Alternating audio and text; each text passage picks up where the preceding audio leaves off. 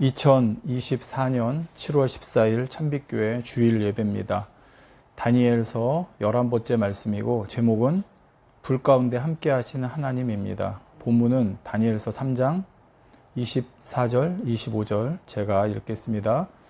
때에 느부갓네살 왕이 놀라 급히 일어나서 모사들에게 물어 가로되 우리가 결박하여 불 가운데 던진 자는 세 사람이 아니었느냐? 그들이 왕에게 대답하여 가로되 왕이요 옳소이다. 왕이 또 말하여 가로되 내가 보니 결박되지 아니한 네 사람이 불 가운데로 다니는데 상하지도 아니하였고 그 넷째의 모양은 신들의 아들과 같도다 하고. 아멘. 자, 지금 우리가 살펴보는 다니엘 3장은 느부갓네살 왕이 커다란 금신상을 만들어 놓고 자신의 아래, 즉 자신이 다스리는 모든 아래에 있는 이들에게 그 금신상 앞에 절하도록 하는 그런 내용이 나오고 있습니다. 이때 이 금신상의 모양에 대해 성경학자들은 느부갓네살 왕이 자기 모양을 본떠서 만들었을 것이라고 추측합니다. 그 이유는 앞서 다니엘 2장의 사건과 연관이 있습니다. 다니엘 2장에서 보면 느부갓네살 왕이 꾼 꿈에 커다란 신상이 나오죠. 그런데 그 신상은 전체가 다 금으로 된 것은 아니었습니다. 머리 부분만 금으로 된 것이었는데 다니엘이 이 꿈을 해석하면서 바로 그 머리 부분에 해당하는 것이 느부갓네살 왕이라고 말을 해 주었었습니다. 자, 이 사건 이후에 느부갓네살은 이제 전체가 다 금으로 된 신상을 만들어 세운 것입니다. 머리만 금이 아니라 온몸 전체가 다 금으로 된 신상을 만들어 세움으로써 결국은 자기 자신을 그 금신상으로 나타내고 싶었던 것이죠. 저는 이 의견에 동의하기 때문에 지금 계속해서 이 금신상을 느부갓네살 왕 자신의 모습으로 만든 것이라고 말씀드려 왔던 것입니다. 자, 이처럼 사람의 마음속에는 근본적으로 자기를 높이려는 속성이 있습니다. 그런데 종교가 바로 이러한 사람의 속성을 충족시켜주는 역할을 합니다. 즉 종교에서는 그 종교 행위를 통해 자기가 원하는 것을 얻을 뿐만 아니라 자기를 높이고 존귀케 되려고 하는 그런 속성을 충족시켜 준다는 것입니다. 이 종교라는 것이.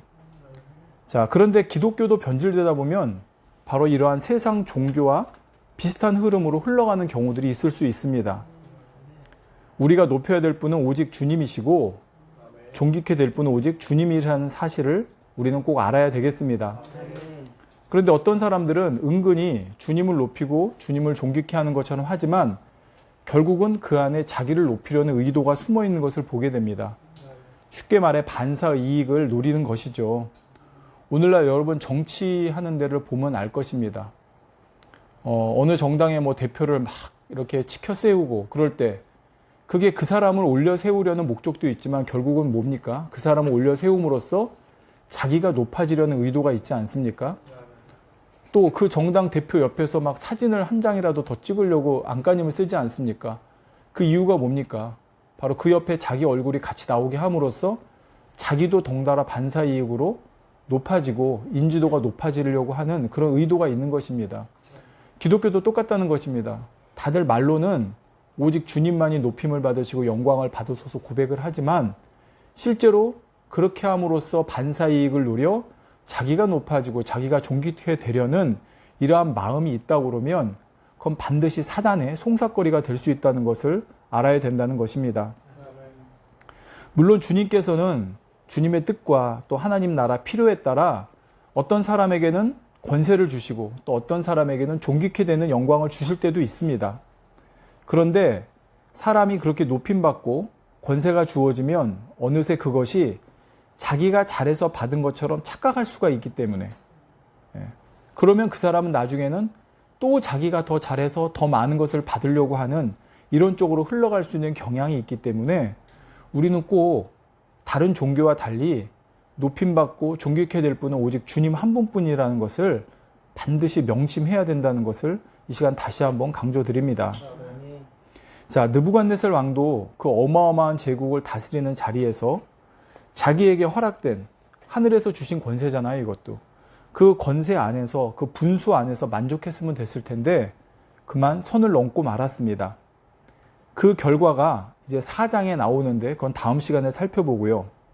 자, 이처럼 인간은 하나를 가지면 둘, 둘을 가지면 셋, 셋을 가지면 더 많이 가지려는 끊임없는 욕심에 사로잡힐 수 있다는 것을 알아야 됩니다. 그렇기 때문에 다니엘 세 친구도 지금 이 상황에서 인간적으로 생각해 보면 충분히 갈등할 수가 있습니다. 왜요? 자, 나라가 망했고 다른 나라의 포로로 잡혀와서 거의 10여 년이라는 세월 정말 나름대로 고생을 하는 가운데 이마만큼 성공한 위치에 올라섰습니다. 그런데 지금 이 시험 앞에서 모든 걸 포기해야 되고 더욱이 목숨까지도 내놓아야 되는 상황이 되어버린 것입니다. 그러니 인간적으로 보면 그들이 어떻게 하지? 갈등할 수 있는 충분히 그런 입장이 이해가 된다는 말입니다. 우리는 이처럼 성경상에서 어떤 성경상의 인물이 시험 앞에 있을 때 또 그들이 그 선택하는 장면을 볼 때 야, 나는 저런 시험이 오면 어떻게 할 수 있을까? 어떻게 하지? 이런 생각들을 하게 됩니다. 그럴 때 우리는 고린도전서 10장 13절의 말씀을 기억합니다.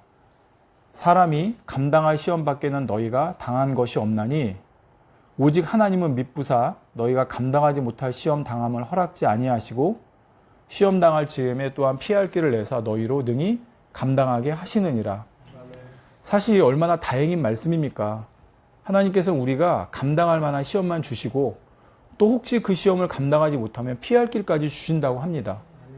그렇게 해서 우리로 하여금 능히 그것을 감당하게 하신다는 것이죠.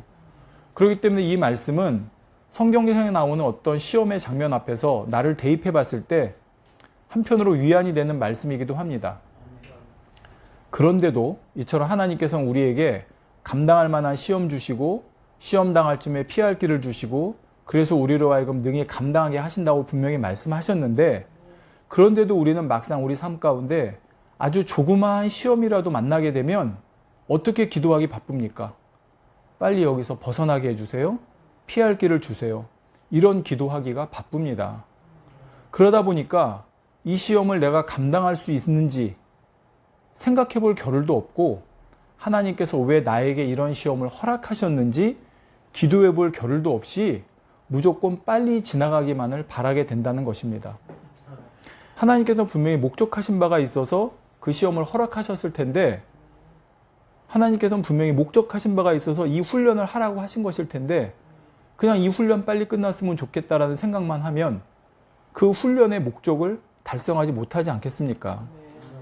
자, 그렇다면 이처럼 고난이나 어려움과 같은 시험이 왔을 때 우리가 이처럼 하나님의 뜻이 어디 있는지를 생각하고 그래서 당당히 맞서서 이기기보다는 겁을 먹고 두려워서 피하기를 원하게 되는 그 이유가 무엇일까요? 자, 첫 번째로 우리가 신앙생활 잘하면 하나님께서 지켜주셔서 우리는 어떤 시험이나 환난도 만나지 않을 것이라고 하는 잘못된 생각 때문입니다. 물론 여기서 신앙생활 잘한다는 것은 예배 잘 드리고 헌금 잘하고 충성봉사 잘하고 기도하고 말씀 듣고 교회 질서에 따라 순종하는 이런 외형적인 걸 말합니다. 자, 이런 사람은 자기가 생각될 때 내가 신앙생활을 잘하고 있는데 어떤 생각지 못했던 시험이나 환난을 만나게 되면 나는 이렇게 신앙생활 잘했는데 왜 이런 시험이 나에게 왔지? 하고 의심하거나 원망, 불평할 수가 있습니다. 따라서 이런 사람은 먼저 신앙의 본질적인 목적이 무엇인지부터 정확히 알아야 됩니다.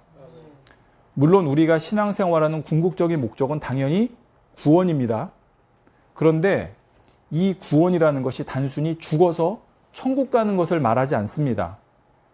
하나님께서 우리를 향해 가지고 계신 구원의 계획은 그보다 훨씬 깊고 높은 차원입니다. 사도 바울은 이에 대해 에베소서 1장 3절 5절에 다음과 같이 기록하고 있습니다. 찬송하리로다 하나님 곧 우리 주 예수 그리스도의 아버지께서 그리스도 안에서 하늘에 속한 모든 신령한 복으로 우리에게 복 주시되 곧 창세전에 그리스도 안에서 우리를 택하사 우리로 사랑 안에서 그 앞에 거룩하고 흠이 없게 하시려고 그 기쁘신 뜻대로 우리를 예정하사 예수 그리스도로 말미암아 자기의 아들들이 되게 하셨으니 또 에베소서 1장 12절에는 이는 그리스도 안에서 전부터 바라던 우리로 그의 영광이 찬송이 되게 하려 하심이라 했습니다. 즉 하나님께서 우리에게 가지고 계신 구원 계획은 하늘에 속한 모든 신령한 복을 우리에게 주시는 것입니다. 또 하나님의 사랑 안에서 그 앞에 거룩하고 흠이 없게 우리를 만드시는 것입니다. 그래서 결과적으로는 우리로 하여금 하나님의 영광의 찬송이 되게 하시려는 것이라고 말씀하고 있습니다. 이처럼 하나님의 구원 계획은 단순히 우리가 죄사함 받고 거듭난 이후에 이 땅에 사는 동안 단지 아무런 어려움 겪지 않고 어떤 시험이나 환난도 만나지 않은 채 우리들이 원하는 성공 다 이루어서 잘 먹고 잘 살다가 천국에 입성하는 이런 낮은 수준의, 즉 세상의 다른 종교적인 차원의 그런 구원관이 아니라는 것입니다. 하나님께서는 거듭난 우리가 이 땅에 사는 동안에 하나님의 자녀다운 영광스러운 수준에 이르기를 원하십니다. 그래서 우리로 하여금 때로는 시험도 당하게 하시고 여러 가지 훈련 상황에 놓이도록 허락하시는 것이죠. 자, 이게 무슨 말인지 제가 예를 하나 들어보겠습니다. 자, 우리 믿는 사람이 어떤 상황에서 누군가로부터 악한 일을 당했습니다. 이제 믿는 사람이 악한 일을 당한 거예요. 누군가로부터. 뭐 회사가 돼도 좋고, 뭐 학교가 돼도 좋고, 뭐 어느 관계에서도 좋습니다. 악한 일을 당했습니다. 자, 이때 믿지 않는 사람들은 갈등할 것이 없죠. 물론 양심이 있기 때문에 갈등할 수 있지만 제가 이제 믿지 않는 사람들이 갈등할 거 없다고 하는 것은 믿는 사람의 차원과 다른 걸 설명하기 위해서니까 이해하고 들어주세요. 자, 이때 믿지 않는 사람들은 갈등할 것이 없습니다. 왜냐하면 받은 만큼, 아니 받은 것보다 더 많이 상대에게 악으로 갚아주려고 하기 때문입니다. 믿지 않는 사람들은요. 자, 믿지 않는 사람들이 다 그런다는 게 아니에요. 양심에 따라 다르지만 지금 믿는 사람과 아닌 사람을 이거 영적인 그 어떤 차별을 지금 설명하기 위한 거니까 이해하고 들어주시라는 것입니다. 자, 믿지 않는 사람은 이 상황에서 갈등할 것이 없어요. 자, 악으로 내가 이만큼 받았으면 갚아주는 거예요. 점점 세상은 그렇게 되어가고 있죠. 그러니 이런 사람은 굳이 이것을 시험이라고 생각할 필요도 없고 나의 인내심을 뭐 기르는 훈련의 과정, 뭐 나의 선을 닦는 뭐 어떤 훈련의 과정, 믿지 않는 사람들은요, 이렇게 생각할 필요가 없다는 것입니다. 자, 그런데 믿는 사람들은 이런 상황에서 다릅니다. 이런 상황에서 믿는 사람들에게는 믿지 않는 사람들이라면 할 필요가 없는 갈등이 생깁니다. 또 믿지 않는 사람이라면 선택하지 않을 방법을 선택할 기회가 주어집니다. 자, 그건 뭐냐? 바로 로마서 12장 17절에 아무에게도 악을 악으로 갚지 말고 모든 사람 앞에서 선한 일을 도모하라. 데살로니가전서 5장 15절에 삼가 누가 누구에게든지 악으로 악을 갚게 하지 말고 서로 대하든지 모든 사람을 대하든지 항상 선을 따르라. 베드로전서 3장 9절 말씀, 악을 악으로 욕을 욕으로 갚지 말고 도리어 복을 빌라. 이를 위하여 너희가 부르심을 받았으니 이는 복을 이어받게 하려 하심이라. 자, 지금 이 말씀들은 누구에게 주신 말씀이에요? 믿는 사람들. 믿지 않는 사람들에게 이 선택할 기회를 하나님은 주지 않으셨어요. 그들의 양심에 따라 선택할 수 있겠지만 하나님께서 이 말씀을 주신 것은 믿는 사람들에게 선택할 수 있는 기회를 주시는 거예요. 이 말씀의 기준을 주심으로. 아, 그렇구나. 우리 믿는 사람들은 달라야 되는구나. 악을 악으로 갚지 말아야 되는구나. 오히려 복을 빌어줘야 되는구나.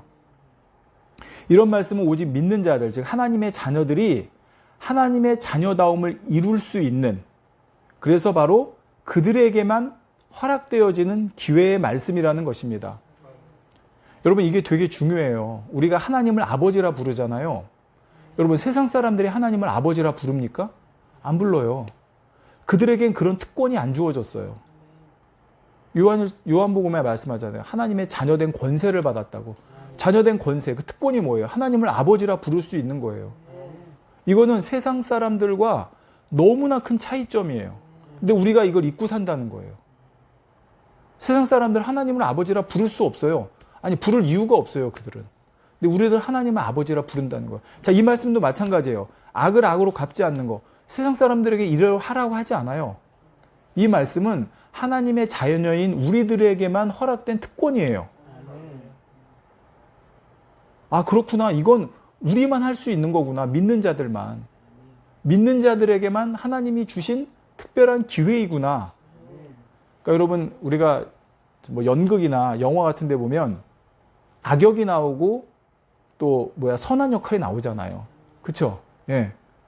믿는 사람들에게는 선한 역할을 할 수 있는 기회를 준 거예요. 예. 그 배역을 준 거예요. 그건 믿지 않는 사람들에게는 그 배역을 안 줘요. 왜? 못하기 때문에. 예. 하나님과 상관이 없기 때문에.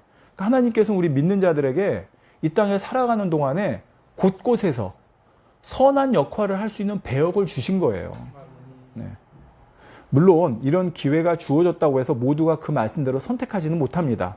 왜요? 아직 그 수준에 온전히 이르지 못했기 때문이죠. 때로는 믿는 자들도 자기 성질과 자기 분해, 자기 악에 못 이겨서 악을 악으로 갚아버리기도 합니다. 하지만 이처럼 설령 악을 악으로 갚았다고 갚아서 선한 역할을 할 수 있는 기회를 날려버렸다 해도 믿는 사람들에게는 또 한 번의 기회가 주어집니다. 바로 무슨 기회냐? 내가 왜 그랬을까?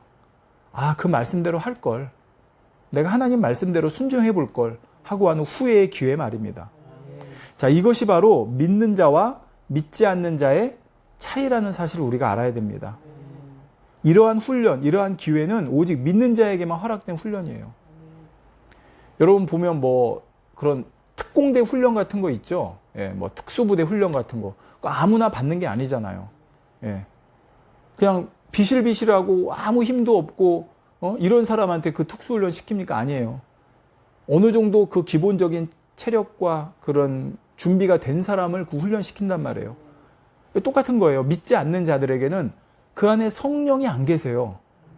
그러니까 그렇게 할 수 있는 힘 자체가 올 수가 없어요. 그냥 자기 양심 가운데 하는 거예요. 근데 우리 믿는 자들에게 우리 안에 성령이 계셔요. 그러니까 우리는 할 수 있는 힘 자체가 원천이 있어요. 그러니까 우리한테는 그걸 해보라고 하시는 거예요. 저한테 동초야, 네 안에 성령이 계시지 않니? 넌 할 수 있어. 네가 하는 게 아니라 네 안에 계신 성령이 하는 거니까. 그러니까 한번 네가 그 선한 역할 해볼래? 라고 끊임없이 우리에게 기회를 주시고 기회를 주신다는 거예요. 이 반복된 훈련을 통해 우리는 결국 실력이 쌓이는 만큼 수준이 높아져서 마침내 악을 악으로 갚지 않고 선으로 갚을 수 있는 실력에까지 이르도록 하나님께서는 끊임없이 우리에게 이러한 시험과 훈련의 과정을 허락하신다는 것입니다. 자, 물론 이것이 내 힘과 내 노력으로 되는 것이 아닙니다. 내주하시는 성령님께서 내 속사람을 얼마나 능력으로 덮어 다스려 나가시느냐, 즉 내가 그 성령님의 통치와 다스림 앞에 얼마나 나를 내려놓고 순종하느냐에 따라 그 수준에 이르게 되는 것입니다. 자, 근데 여기 혹시 제가 하나 부연 설명드려야 될 게, 지금 여기 뭐 실력이 쌓이고 수준이 높아진다고 설명드리니까 지지난 시간이랑 지난 시간에 말씀드렸던 말씀하고 조금 이렇게 상충된다고 생각해서 의문이 들 수가 있어요. 무슨 말이냐면, 제가 그랬죠. 우리 무슨 실력이 쌓여서 우리가 영적으로 어떤 실력이 쌓여지고 어떤 돛 닦듯이 수준이 높아지고 뭐 그렇게 되어져서 우리의 실력으로 우리가 하나님 말씀대로 살고 선하게 살고 의롭게 되어지고 거룩하게 되어지는 게 아니라고 말씀드렸어요. 성령이 우리를 통치하시고 다스리는 만큼, 성령이 우리를 지배하시고 우리를 이끌어 가시는 만큼, 즉 우리가 성령 안에 잠긴 만큼 우리가 할 수 있다고 말씀드렸잖아요. 그럼 지금 제가 여기서 말씀드리는 거, 실력이 쌓이고 수준이 높아진다는 건 무엇일까요? 제가 비유를 하나 들어볼게요. 요한복음 15장에 보면 예수님은 포도나무고 우리는 가지죠. 우리는 가지예요. 자, 가지는 열매를 어떻게 맺습니까? 포도나무로부터 영양분과 수분을 공급받아서 열매를 맺죠. 자, 그런데 그 열매를 맺어가면서 가지가 어떻게 돼요? 점점 커져요. 여러분, 큰 가지가 있고 작은 가지가 있어요. 그럼 어디에 열매가 더 많이 맺혀져요? 큰 가지에. 자, 근데 큰 가지가 됐다고 해서 이제 큰 가지는 영양분을, 수분을 공급받지 않고도 열매를 맺을 수 있어요? 아니에요. 그러니까 우리가 실력이 쌓이고 수준이 높아진다는 것은 가지가 커지는 거하고 똑같은 거예요. 근데 가지가 커져도 똑같이 열매를 맺으려면 어떻게 해야 돼요? 포도나무로부터 영양분과 수분을 공급받아야 돼요. 그럼 이 가지의 장가 더 자란 건 뭐예요? 영양분과 수준을 더 많이 빨아들일 수 있고 공급받게 땡길 수 있는 능력은 더 커졌죠. 자, 이게 바로 우리의 실력이라고 하는 거예요. 자, 여러분 이걸 분명히 구분하셔야 돼요. 우리의 실력과 수준이 높아지니까 내가 포도나무로부터 끊어져도 야, 내 힘으로 내 능력으로 내가 이만큼 커졌으니까 열매를 맺는다? 절대 아니에요. 여러분, 가지가 아무리 커져도요, 나무에서 잘라지는 순간 열매 못 맺어요. 예. 그 자기 자체로 열매를 맺는 게 아니기 때문에. 그러니까 가지가 커지는 거는 그만큼 나무에 더 의존하는 힘이 커졌다는 거예요, 오히려. 그러니까 이게 전에 말씀드렸잖아요. 우리가 더 그만큼 열매 맺는, 성령의 열매를 맺고 우리가 더 성숙된 신앙으로, 거룩한 신앙으로 간다는 거는 내가 그만큼 막 영이 자라고 실력이 쌓인 게 아니라 주님으로부터, 즉 내 안에 계신 성령님으로부터 그만큼 그 영적인 능력을, 힘을 공급받을 수 있는 그 통로가 커졌다는 것이고, 그만큼 더 주님께 의지하게 됐다는 뜻이에요. 더 주님께 잠겼다는 뜻이고, 이걸 우리가 이해를 해야 된다는 거예요. 안 그러면 내가 자라서 내 가지가 커져서 남들보다 더 열매 맺는 줄 알아요. 그러니까 여러분, 전에 말씀드렸지만 기독교 안에서도 마치 뭐 내가 더 영적으로 높은 수준인 것처럼, 내가 더 많은 열매 맺는 것처럼, 응? 그 자랑하는 건 뭐예요? 큰 가지가 작은 가지 보고 비교하는 거예요. 야, 너는 작은 가지야. 너는 열매 2개밖에 못 맺지? 나는 10개 맺는다. 마치 자기가 잘해서 하는 것처럼. 근데 그게 아니잖아요. 10개 맺었다는 건 뭐예요? 그만큼 주님으로부터 더 많이 공급받았다는 얘기잖아요. 그러니까 그는 오히려 2개 맺은 사람보다 더 겸손해야 돼요. 야, 나는 10개 맺기 위해서 주님으로부터 너보다 더 많은, 너보다 5배나 많은 은혜와 능력과 힘을 공급받았구나. 그러니 하나님께 감사해야 되는 거지. 남하고 비교해서 너는 2개 맺는데 나는 10개 맺었지? 내가 이렇게 크지? 라고 자랑하는 건, 그거는 이 복음의 근본적인 본질을 모르는 거예요. 그러니까 여러분, 나를 통해서 치유의 역사가 나타나고 나를 통해서 하나님의 능력이 나타나고 그러면 그게 자랑거리가 아닌 거예요. 하나님이 나에게 더 많이 부어주셨구나 하고 하나님을 높여야 되는 거지. 근데 모르면 사람들이 누구를 높여요? 그 사람을 높이잖아요. 저 사람은 저렇게 능력이 나타나, 저렇게 권능이 나타나.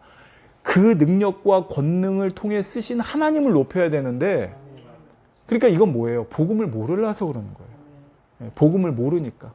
이 복음의 원리를 모르니까 자꾸 사람이 보이는 거예요. 근데 그 앞에 이끄는 사람이 그걸 가르쳐야 되는데, 그러지 않고 그 사람들로부터 오는 영광과 그 찬송을 자기가 받아버리면 하나님께로 가야 될 걸 자기가 중간에 가로채는 거잖아요. 이건 너무나 큰 잘못을 저지르고 있는 거죠. 이처럼 하나님께서, 자, 다시 본론으로 돌아가서, 하나님께서 때로는 우리에게 시험이나 환난, 이런 역경이라는 환경을 통해 우리를 하나님이 원하시는 그 자녀다움의 수준에까지, 하나님 우리 가지가 마음껏 자라기를 원하세요. 대신 포도나무에서 끊어지면 안 돼요. 내 가지 스스로 잘했다고 생각하면 안 돼요. 그 성경에 나오잖아요. 그 가지가 더 많은 열매를 맺게 하려고 하나님께 때로는 가지치기를 하세요. 쓸데없는 가지치기. 그 가지에 난 잔가지들 있죠. 불필요한 가지들. 그게 바로 우리의 시험이나 환난이나 역경을 통해서 우리를 다듬어 가시는 거예요. 그래서 더 많은 열매를 맺도록, 더 많이 주님께 의지하고 주님의 다스림을 받도록 말입니다. 따라서 우리가 이러한 사실을 알면 우리 앞에 어떤 시험이 왔을 때 무조건 피하게만 해달라고 기도하기 전에, 왜 하나님께서 이 시험을 나에게 허락하셨을까? 하나님께서 이 시험을 허락하심으로 나에게 원하시는 것이 무엇인가? 그걸 깨닫기 위해 기도해야 될 것이고, 그 목표한 바에 이르도록 하나님께서 이끌어 주실 것을 기도해야 된다는 것입니다. 근데 이러한 사실을 모르면 시험이 오면 그냥, 그런 사람 있잖아요. 조금만 다쳐도 아야야야 하는 사람들, 엄살이 있는 사람들. 그런 것처럼 하나님께서 어떤 훈련을 조금만 하시려고 해도 아야야야 못하겠어요. 그럼 그 사람 언제 잘하겠어요? 그러니까 우리가 지금 말씀드린 것처럼 하나님께서 허락하신, 우리 여기 지금 다니엘 3장에 보십시오. 다니엘의 세 친구도 이 시험을 통해서 그들의 믿음이 얼마나 성장했을지. 그냥 성장하지 않아요. 가만히 앉아서 성경 많이 읽고 기도 많이 하고 도 닦듯이 그렇게 한다고 해서 하는 게 아니라, 반드시 거기에는 시험이라는 상황이 주어지고 그거를 통과함으로써 거기에 신앙이 성장하는, 하나님께 더욱더 의지하는 신앙으로 나아가는 그런 수준의 향상이 있게 된다는 것입니다. 자, 이제 두 번째로, 왜 고난과 어려움을 당했을 때 당당히 맞서기보다는 겁먹고 두려워하게 되냐. 두 번째 이유는 그 시험 가운데도 나와 함께 하시는 주님을 보지 못하기 때문입니다. 자, 우리가 아이를 키우다 보면 이런 경험이 있습니다. 어디 좀 낯선 장소에 가서 아이들이 이제 노는 그런 이제 장소에 아이를 데리고 간 거예요. 그 아이들이 거기서 막 서로 어울려 놀죠. 자, 근데 그 아이들은 놀다가도 가끔 어떻게 하는지 아세요? 주변을 쳐다봐요. 왜 쳐다보냐? 엄마 아빠가 있나를 보는 거예요. 자, 그래서 엄마 아빠가 자기 눈에 보이면 또 이제 아이들과 노는 거에 열중해서 논단 말이에요. 자, 그런데 어떤 아이가 잘 놀다가 주변을 이리저리 둘러보더니 갑자기 엄마 아빠 부르다 앙 하고 울어버립니다. 자, 아까까지는 엄마 아빠가 보였는데 지금 안 보이는 거예요. 자, 엄마 아빠가 어디로 간 건 아니에요. 근데 그 아이의 눈에만 그때 지금 안 보이는 거예요. 그러면 그 아이는 순간 엄마 아빠가 안 보이니까 두려움에 빠져서 울음을 터뜨려 버린다는 것이죠. 자, 우리의 모습이 이와 같을 수 있다는 것입니다. 주님은 분명 우리와 함께 계시는데 우리가 그 주님을 보지 못하기 때문에 두려워하고 겁을 내게 된다는 것이죠. 우리에게 주님을 볼 수 있는 눈이 열리면 설령 불 가운데 들어간다 해도 두려워하지 않을 텐데 말입니다. 그래서 지난 시간에 우리가 다니엘 3장을 통해 살펴본 세 번째 내용이 뭐였습니까? 하나님께서는 우리를 불 속에 들어가지 않게 하실 수 있지만 설령 불 속에 들어간다 해도 그 속에 친히 우리와 함께 하시는 분이라는 것, 이거를 알아야 된다는 것이 우리가 다니엘서 3장을 통해 살펴본 세 번째 내용이었죠. 주님께서는 뜻하신 목적이 있으셔서 때로는 우리에게 시험과 환난, 즉 불이라고 하는 시험과 환난을 허락하시지만 그럼에도 하나님께서는 그 시험과 환난 중에 우리와 함께하고 계시다는 사실을 말씀드린 것입니다. 물론 우리 편에서는 기왕이면 처음부터 불 가운데 들어가지 않게 하시면 얼마나 좋겠어 하고 생각할 수 있죠. 하지만 사람이 생각하고 바라는 방법과 하나님의 일하시는 방법은 다르다는 것입니다. 성경에는 이런 경우들이 정말 많이 나옵니다. 가장 대표적인 사건이 예수님의 십자가 사건이죠.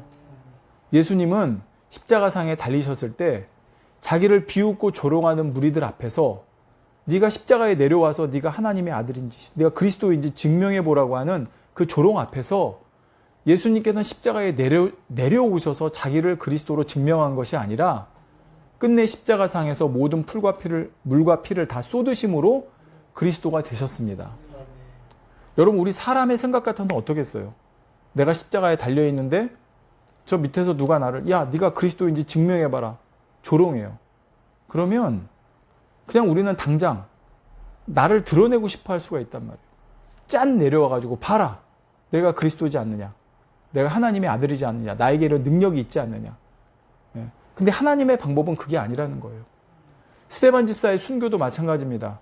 스데반 집사가 하나님을 증거할 때, 예수 그리스도를 증거할 때 그 돌로 맞아 죽으면서 하나님 앞에 기도했죠. 자, 그때 정말 하나님이 멋지게 천사들을 내려보내서 돌로 치는 자들을 멸하신다면, 그걸 성경에 기록해 놨다면 얼마나 더 멋있을까. 사람의 생각 가운데 그럴 수가 있다는 거죠. 근데 결과는 어땠습니까? 스데반 집사는 결국 돌에 맞아 죽었습니다. 그리고 뭘 기록해 놓으셨어요? 죽으면서도 자기를 돌로 치는 자들을 위해 기도하는 스데반 집사의 모습을 성경에 기록해 놓으셨다는 것입니다. 그게 하나님의 방법이라는 거예요. 그러니까 우리는 그걸 통해서 뭘 알아야 돼요? 아, 이 순간에 내가 짜잔 하고 정말 하나님의 역사와 하나님의 권능과 능력으로 증명해내는 것이 아니라 그 순간에 내가 죽어짐으로 인해서 죽어지면서도 그들을 위해 기도함으로써 그게 하나님의 방법임을 나타내는 것이 하나님의 뜻이구나. 이걸 우리가 안다는 거예요. 보통 우리는 어떤 순간에 하나님께서 응답해 주셔서 멋있게 하나님의 영광을 나타내고 하나님의 사람을 지켜주셔야 하지 않을까 이런 기대를 하는 경우들이 있습니다. 그러나 우리가 그렇게 기대한 것처럼 되는 경우는 그리 많지 않은 것을 경험하게 됩니다. 나의 기대와 바람, 그것과 하나님의 일하심은 다르기 때문이죠.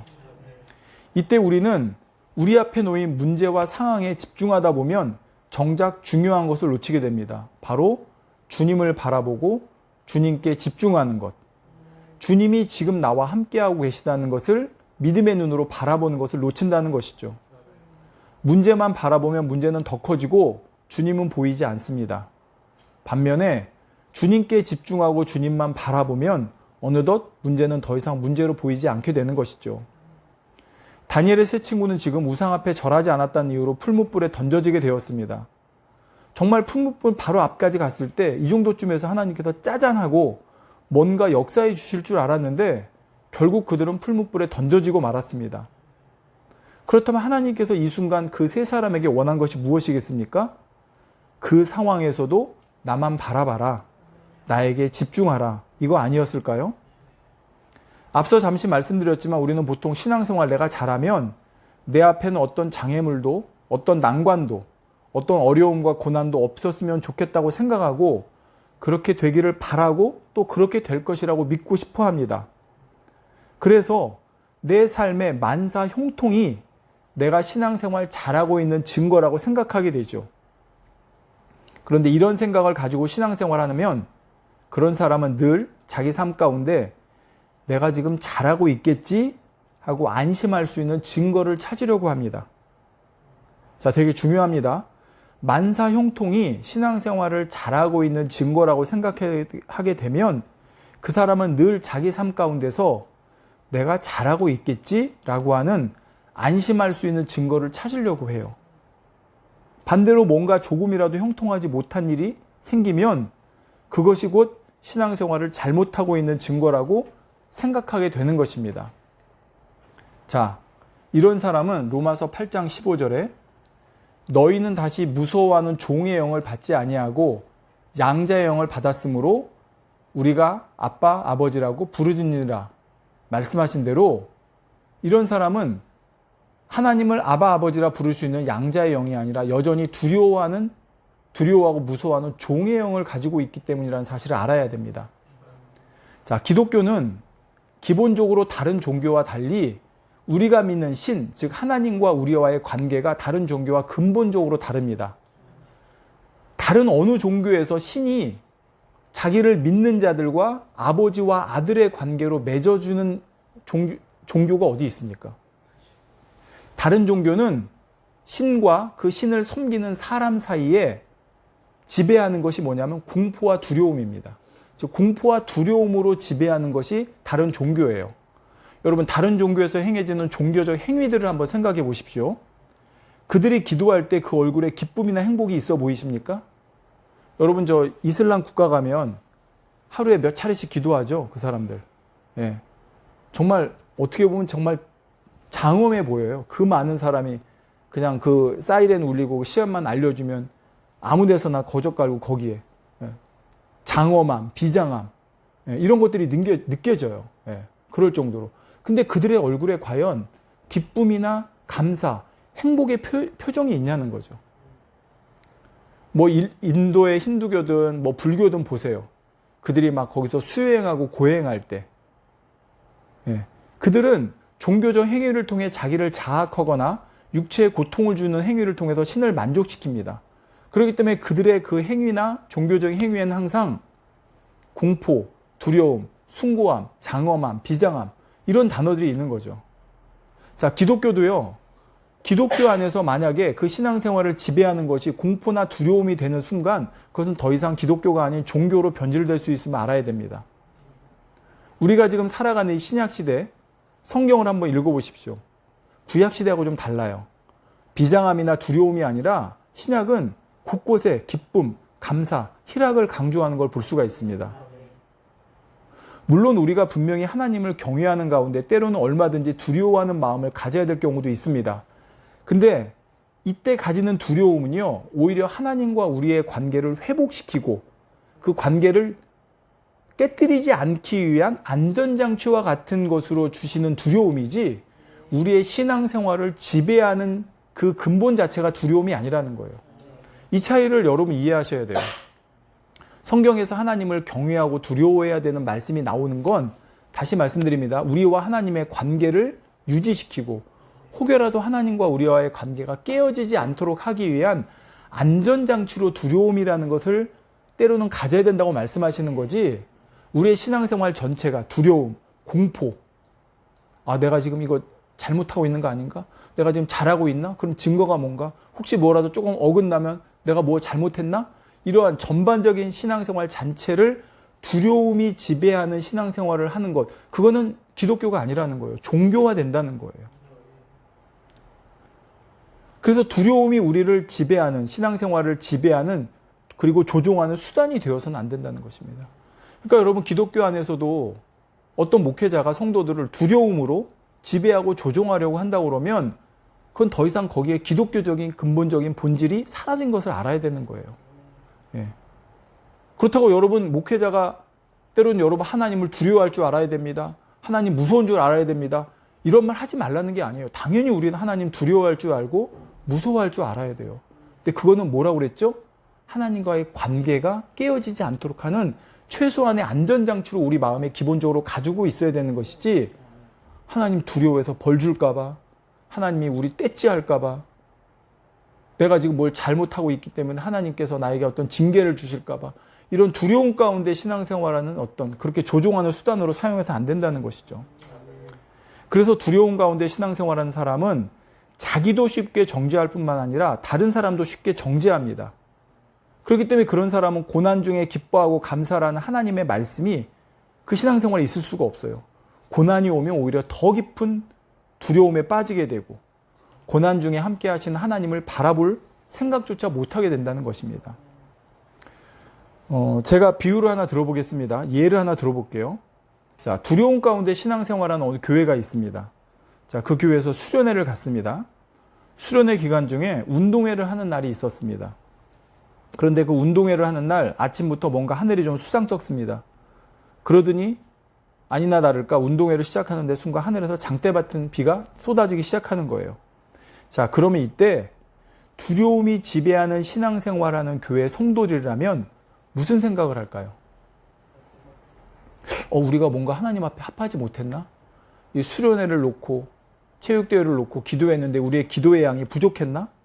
아니면 혹시 우리 중에 누가 하나님 앞에 합당하지 못한 죄를 짓고 있는 거 아닌가 하면서 아간 찾기에 돌입할 수가 있다는 거예요. 자, 그러다 누군가 한 사람 이런 제안을 합니다. 자, 우리가 지금이라도 하나님께, 우리 목사님 인도하시면서 우리가 다 같이 통성으로 하나님께 기도합시다. 그래서 다 같이 통성으로 기도한 거예요. 비가 멈추기를. 그런데도 여전히 비가 세차게 내리는 거예요. 그러면 이 사람들은 그 다음엔 더 깊은 정죄와 두려움에 빠지게 됩니다. 왜 우리가 기도했는데 응답해 주지 않으셨지? 우리가 믿음으로 기도하지 못한 건가? 누가 의심하고 있는 건가? 더 나가서 이 기도회를 인도하셨던 우리 담임 목사님이 하나님께 보장받지 못하는 거 아닌가? 자, 과연 지금 이들이 이런 생각을 하고 있으면 그들 중에 과연 누가 고난 중에도 기뻐하라, 환난 중에도 기뻐하라, 즉 기쁨이나 감사라는 단어를 떠올릴 수 있겠습니까? 이들은 그 신앙생활 자체가 지금 두려움과 공포에 지배당하고 있는 거예요. 그러니까 그 중에서는 기쁨이라 감사라는 단어를 떠올릴 수가 없는 것입니다. 지난 시간에 말씀드렸듯이 물론 우리가 하나님 앞에 합당하지 못해서 그래서 형통하지 못한 경우들이 있을 수 있어요. 그렇지만 그런 경우에도 그 이유를 찾을 때 누군가를 판단하고 정죄하는 시선으로 바라보는 것은 옳지 않다는 것입니다. 이처럼 두려움이 신앙생활을 지배하는 사람들은 끊임없이 하나님 앞에 자기의 존재를 인정받으려고 합니다. 내가 뭔가를 해서 내가 가치 있는 존재이고 쓸모 있는 존재라는 것을 증명해 보이려고 해야 되기 때문이에요. 또 남들과 나를 비교해서 내가 그 사람보다 더 가치 있고 더 쓸모 있는 존재라는 걸 증명하기 위해 애쓰게 됩니다. 그러니까 이게 경쟁이 되는 거예요. 잘못된 경쟁, 선의의 경쟁이 아니라. 그렇게 해야만 하나님께서 나를 인정해 주신다고 생각하기 때문이죠. 자, 이 모든 게 어디서부터 비롯됐다고요? 아까 로마서 8장 15절 말씀드렸죠. 양자의 영, 하나님을 아빠 아버지라 부를 수 있는 자녀된 권세를 받을 수 있는 영을 받았는데 그게 아니라 여전히 종의 영을 받은 것처럼 살아가고 있기 때문입니다. 자, 이 부분 중요하기 때문에 제가 이제 저희 예배 드릴 때 여러 번 했던 비유인데 제가 또 한 번 오늘 말씀을 드리겠습니다. 이것도 비유를 들어서 한번 설명해 볼게요. 어떤 아이가 어느 집에 입양이 되었습니다. 이 아이를 입양한 부모는 정말 그 아이를 자기가 낳은 자식처럼 똑같은 마음으로 대하죠.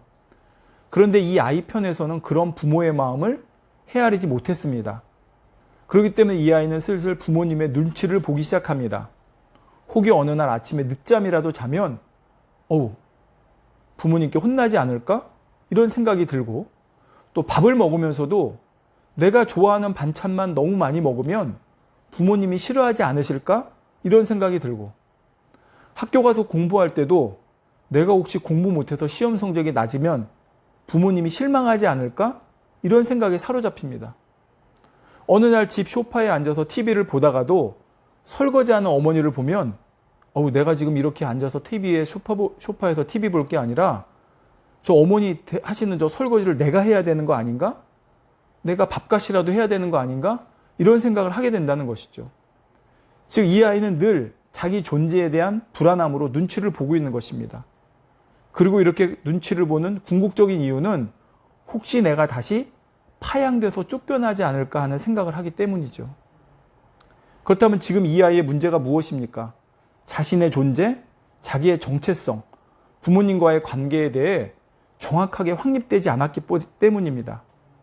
부모님을 정말 나의 부모님으로 인식하기보다는 내 행위에 따라, 내 하는 거에 따라 언제든지 다시 파양될 수 있다고 생각하는 이런 생각 때문에 부모님을 부모님이 아니라 마치 종이 상전을 대하는 것 같은 마음으로 대할 수밖에 없다는 것이죠. 그렇기 때문에 이 아이는 늘 내가 뭔가를 해서 나의 존재를 증명하고 내가 이 집에서 쓸모 있는 아이라는 것을 증명하려고 하는 것입니다. 이것이 바로 기독교가 아닌 잘못된 신앙생활의 예인 것이죠.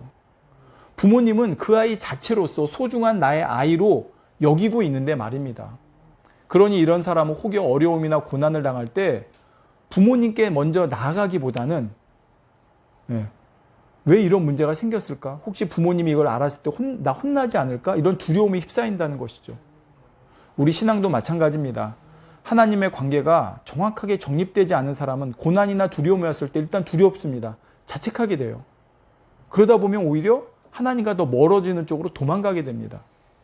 반면에 하나님과의 관계가, 부모와 자녀의 관계가 바르게 정립된 사람은 고난과 어려움 중에 오히려 더 아버지 하나님께 더 나아가게 되는 것입니다. 우리가 신앙생활 하면서 우리 삶 가운데 어떤 고난이나 어려움이 왔을 때 우리가 하나님 앞에 기도했음에도 응답 주시지 않을 것 같을 때가 있다고 했죠. 그때 우리는 뭐라고 그랬습니까? 오히려 더 주님 바라보고 주님께 나아가는 사인으로 받아들이라고 했습니다.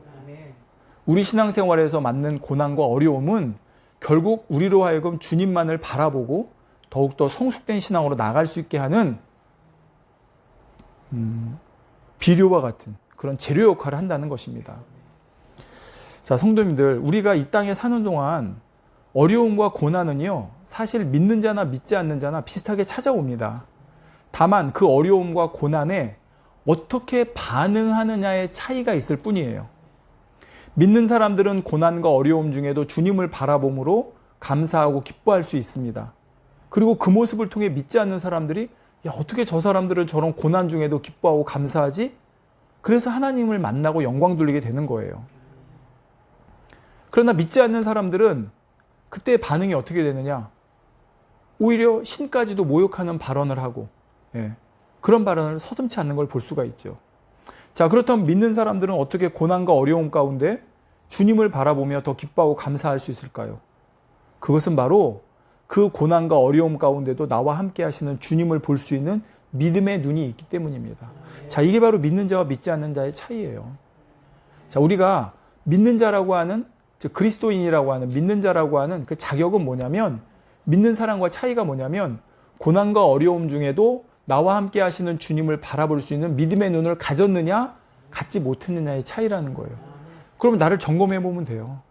시험과 어려움이 왔을 때 그 상황에도 나와 함께 하시는 주님을 바라볼 수 있는 믿음의 눈이 나에게 있느냐? 없느냐? 자, 주님을 바라볼 수 있는, 그 상황에서 바라볼 수 있는 거 오직 믿음으로만 할 수 있기 때문이죠. 물론 믿는 사람 중에도 감당하기 어려운 고난과 어려움으로 인해 깊은 수렁에 빠진 듯 방황하고 괴로워하는 경우들이 있습니다. 그런데 그때 그들을 괴롭게 만드는 건 뭐냐면, 주님이 나와 함께 하지 않으실 거야 라는 이런 잘못된 생각과 마음 때문이죠. 또 그 사람들에게, 맞아, 너 지금 주님이 너와 함께 하지 않으셔. 주님이 널 외면하셔. 이렇게 판단하고 정죄하는 주변의 말들입니다. 욥의 친구들이 그랬잖아요. 물론 우리가 죄와 어둠 가운데 빠져서 방황하고 있을 때 혹시 주님이 나와 함께 하지 않으실까? 이런 마음을 드는 것은 당연할 수 있습니다. 자, 아까 말씀드렸죠. 안전장치예요. 주님과의 관계에서 완전히 벗어나지 않을 수 있도록 해주는 최소한의 안전장치라는 거예요. 그렇지만 그건 단지 안전장치일 뿐이고, 그런 상황에서도 설령 죄와 어두운 가운데 빠져 방황하고 있을 때라도 그럴 때일수록 더욱 우리가 찾아야 될 분이 누구예요? 주님이에요. 예수님은 이 땅에 의인을 부르러 온 것이 아니라 죄인을 부르러 오셨다고 말씀하셨습니다. 그러니 죄와 어둠 가운데 빠져 방황하는 사람들에게 예수님이 필요한 것이죠. 그러니 지금 이 사람에게 야, 네가 죄 가운데 있으니 주님은 너와 함께하지 못하셔. 네가 죄에서 회개하고 돌이켜야 주님이 너와 함께하셔. 이런 말을 해주는 것이 그에게 소용되는 말이 아니라는 겁니다. 그에게 필요한 말은 뭐냐면 지금 내가 죄 가운데 있기 때문에 너에게 필요한 분은 예수님이신 거야. 지금도 예수님은 널 기다리셔. 그러니 주님 앞으로 나아가자. 이게 그 사람한테 필요한 것이죠. 안 그래도 자기가 처한 상황 때문에 주님 앞에 나아가지 못하고 있는 사람에게 오히려 하나님 앞에 나가서 벌 받을까 봐 무서워하는 쪽으로 몰아세우는 게 아니라 지금 네가 죄 가운데 있고 어둠 가운데 있기 때문에 너에게 필요한 분이 예수님이셔. 주님이 아니면 너는 안 돼. 그러니 우리 주님 앞으로 나가자. 나도 기도해 줄게. 자, 이게 필요하다는 거예요. 그렇게 해서 일단 주님 앞에 나가야 회개도 나오는 것입니다. 왜요? 그렇게 해서 주님 앞에 나갔을 때 야, 비록 내가 죄 가운데 있지만 이 가운데서도 나를 잊지 않고 사랑해 주시고 내 곁에 계신 분이 주님이시구나라는 걸 깨달을 때 회개가 나오는 것이지. 다시 말씀드려요. 자, 죄 가운데 있고 어둠 가운데 있는 사람에게 야, 너 회개해야 주님 앞에 나갈 수 있어. 주님이 너와 함께 하셔 하고 두려움으로 회개하라고 하는 게 아니라 그 사람이 먼저 그럼에도 불구하고 너를 맞아주시고 너를 사랑해 주시고 너와 함께 하시는 주님이 네 곁에 계셔 라고 하는 것을 그 사람이 느낄 수 있도록 해줘서 그럴 때 그 사람이 진정한 회개가 거기서 나오는 거예요. 예. 여러분 탕자의 비유에 나오잖아요. 탕자가 그가 진짜 돌이킬 수 있었던 게 부모님께 갈 수 있었던 게 살기 위해서 물론 갔어요. 살기 위해서 갔어요. 그렇지만 그 탕자의 전체적인 비유를 통해 알 수 있잖아요. 탕자가 돌아왔을 때 아버지는 어떤 마음이었어요? 그를 기다리고 있었고 먼 곳까지 나와서 아들이 오는가를 바라보고 있었고 그게 아버지의 마음이라는 것을 그 비유를 통해 알려주시는 거잖아요. 그러니까 내가 돌아가면 혼나지 않을까? 매맞지 않을까? 이런 마음이 아니라 나를 기다려주고 계신 분, 여전히 나를 사랑하시고 내가 오기만을 기다리시는 그 아버지에게라는 그 마음을 가지고 알고 그 앞으로 나가라는 것입니다. 자, 그러니 하물며 죄 가운데 어둠 가운데 있는 사람에게도 이렇게 해주셨는데 진리 안의 삶에도 불구하고 하나님의 뜻하신 바가 있어 고난이나 어려움이 다가왔다면 그 사람 곁에는 얼마나 주님이 함께 해주시겠습니까? 다니엘의 세 친구가 그런 경우잖아요. 이사야 43장 2절에 네가 물 가운데로 지날 때 내가 너와 함께 할 것이라 강을 건널 때 물이 너를 침몰하지 못할 것이며 내가 불 가운데로 지날 때 타지도 아니할 것이요 불꽃이 너를 사리지도 못하리니. 자, 그러니 우리는 이러한 말씀을 통해 내가 설령 불 가운데 물 가운데 들어갔다고 해서 괴로울 것이 아니라 이 가운데서 나를 지키시고 함께 하시는 분이 하나님이시구나. 그것을 깨닫고 그럴 때일수록 더욱더 주님을 바라볼 수 있는 저와 여러분이 되었으면 좋겠습니다. 그럴 때 나에게 물도 불도 허락하신 아버지의 그 뜻을 이해하게 되는 것이고 그 과정을 통해 더욱더 성숙된 신앙으로 우리가 성장해 나갈 수 있다는 사실입니다. 그러므로 우리는 고난이나 역경이 왔을 때 여기서 우리를 건지소서 기도하는 것도 할 수 있지만 그보다는 먼저 지금 이 순간도 나와 함께 하시는 주님, 그 주님을 볼 수 있는 눈을 나에게 열어주시옵소서 기도할 수 있는 그 주님을 믿음의 눈으로 볼 수 있는 내가 되게 하여 주시옵소서라고 기도할 수 있는 저와 여러분 모두가 되었으면 좋겠습니다. 다니엘의 세 친구가 그랬을 때 오늘 본문에 있는 것처럼 그들이 풀무불에 던져졌지만 신들의 아들과 같으니 즉 주님이 그들과 함께 하심으로 그들이 어떤 해도 받지 아니하고 하나님께 영광 누리는 장면을 볼 수 있었던 것처럼 저와 여러분도 이 땅에 살아가는 동안 물론 우리가 시험 만나지 않고 어떤 역경과 고난 당하지 않으면 좋겠지만 하나님의 뜻하신 가운데 허락되어지는 것을 만나게 된다면 그 안에서 오직 주님 만나고 주님 바라보고 더욱더 주님께 의지함으로 그 주님으로 말미암아 승리하고 살아갈 수 있는 저와 여러분 모두가 되시길 주님의 이름으로 부탁을 드리겠습니다. 오늘 말씀 여기서 마치고 통성으로 함께 기도하시면서 마치겠습니다.